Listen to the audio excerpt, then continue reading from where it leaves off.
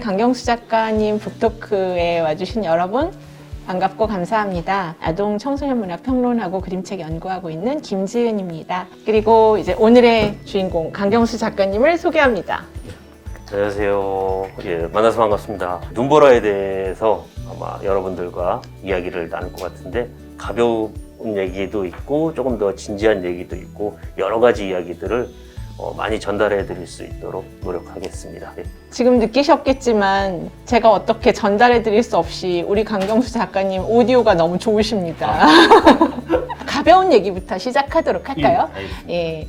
눈보라라는 작품을 처음 착상하고 이걸 해야겠다라고 생각하시게 됐던 어떤 계기가 있었나요, 작가님?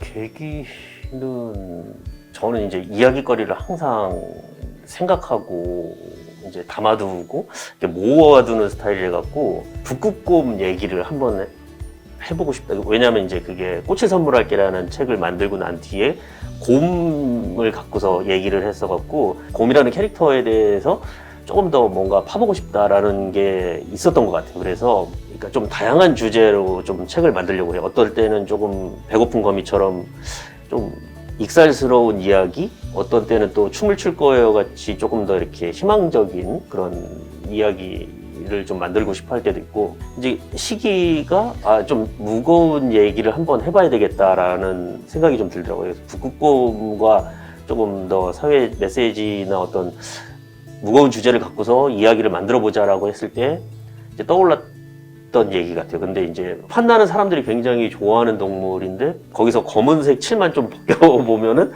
북극곰과도 약간 비슷해 보이는데 우리가 북극곰에 대해서는 그 정도로 이제 그러니까 좀 시선의 차이, 그러니까 애정의 차이 같은 것들이 좀 있고, 그런 것을 갖고서 이야기를 한번 해보면은, 그리고 그 이야기 안에 우리가 처한 지금 그런 현대 사람들이 갖고 있는 인식 같은 것들, 그리고 문제점 같은 것들을 같이 녹여보면은 조금 더 메시지를 줄 수 있는 얘기가 나오지 않을까라고 이제 생각을 해서 아마 기획을 하게 된 것 같습니다. 제가 강경수 선생님 작업을 보면서 이렇게 많은 구석구석에 관심을 가지고 있고 또 그것을 서사나 이미지로 능숙하게 작업을 하신다는 점이 진짜 놀랍다고 생각이 돼요. 선생님은 왜 북극곰 얘기를 하고 싶으셨을까요?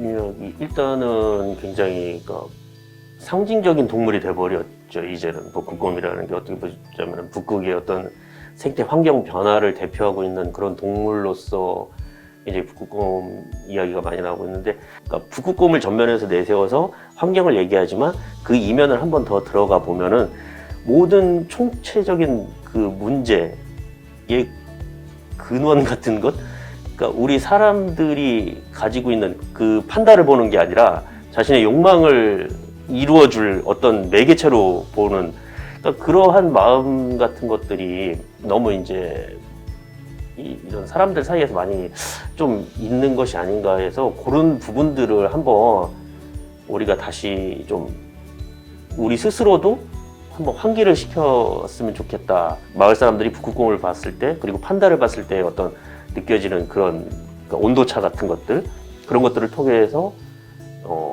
우리 현대를 살아가는 이 사람들이 어떻게 지금 어디로 가고 있나, 뭐 그런 어떻게 살아야 되나, 그런 것들에 대해서 좀 얘기를 해보고 싶었던 것 같습니다. 사실 저도 그 얘기를 들었거든요. 그 과학 저술 하시는 이재유 선생님이 해주셨던 얘긴데요.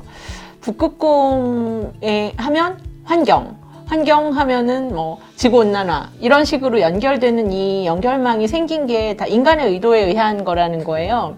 근데 그 중에서 북극곰이 많은 세계의 멸종동물 중에 대표 모델로 선택이 됐다는 거죠. 인간에 의해서. 그래서 훨씬 더 예쁘지 않은, 그렇지만 우리가 별로 반가워하지 않는 행동을 하는 그런 가까이 있는 멸종동물이 있음에도 그런 동물은 모델로 선택이 안 된다는 거예요. 북극곰 정도가 딱 적절하다. 그런 식으로 어떻게 보면 마케팅처럼 이 환경 문제를 호소하기 위한 그런 마케팅에 북극곰이 불려나온 부분이 있다는 거예요. 한참 우리는 살던 대로 살다가 맞아, 북극곰. 약간 이렇게 얘기하면서 어떤 환경을 지키는 사람의 포즈를 취할 때, 그럴 때 많이 불려 나온다는 얘기를 하더라고요. 눈보라라는 작품 볼 때 딱 처음 느낀 게 이 눈보라라는 북극곰의 이름이 정말 기가 막힌 그 이름이라는 생각이 들어요. 이 이름은 언제 이제 결정하셨었어요?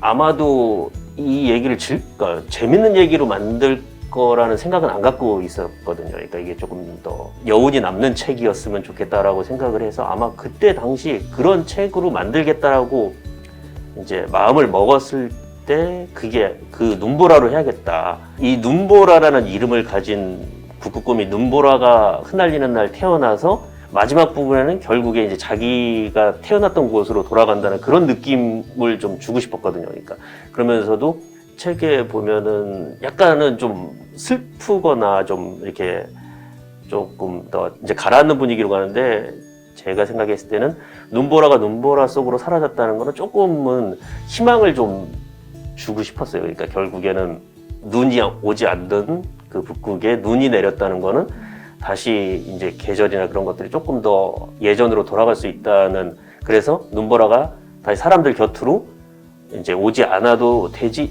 않을까라는 그런 희망적인 좀 메시지도 저 딴에는 좀 주고 싶어갖고, 근데 그런 것들이 모두 좀 맞물려서 돌아가는 그런 부분이 있었던 것 같아요. 역시 작품은 작가님을 만나서 얘기를 들어야 될 것 같다는 생각이 드는 게, 많은 분들이 마지막 장면을 희망적으로 해석하시기보다는 자신의 슬픔을 담아서 눈보라 속으로 가버렸어, 우리 눈보라, 약간 이런 느낌이었거든요. 어떻게 보면 개인적인 바람이었죠. 그러니까 네.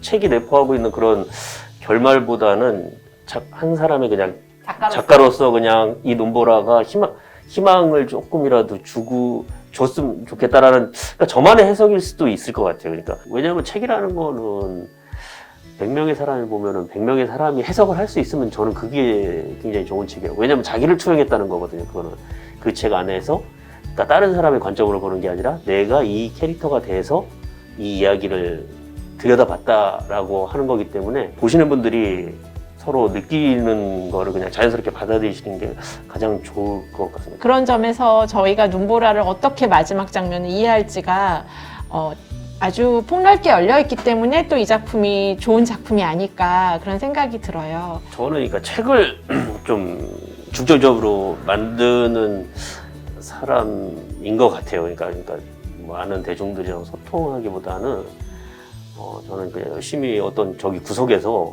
뭔가를 툭닥툭닥 계속 만들어서 세상으로 내보내는 게 저는 더 어울리고 더 맞는 것 같더라고요. 제가 생각했을 때. 그러니까 책을 좀 열심히 만들어서 여러분들한테 좀 보여드리는 사람이 되고 싶다라는 생각을 좀 많이 하고 있죠.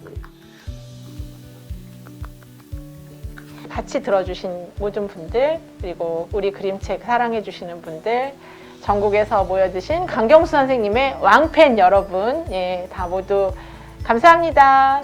다 건강하세요. 네, 감사합니다. 예, 건강하십시오. 네.